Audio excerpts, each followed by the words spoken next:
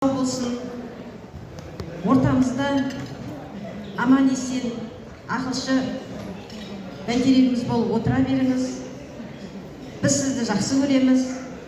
Қартаймаңыз, ауырмаңыз. Біздің тілекшіміз болып жүре беріңіз. Тойымыз тойға ұлассын.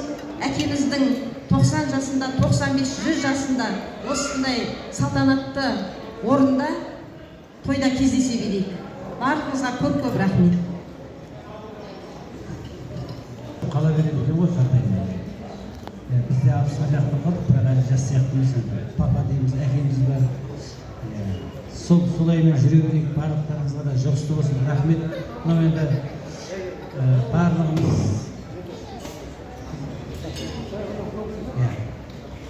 қуаныштымыз енді. Рахмет сізге.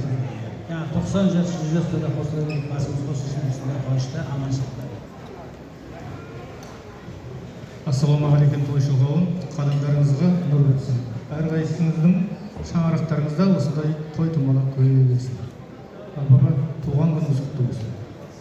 Еліңіз сау болсын. Отбасыңыз аман болсын. Алланың берген жасын қуанышпен той арқылы жасап жүре беріңіз.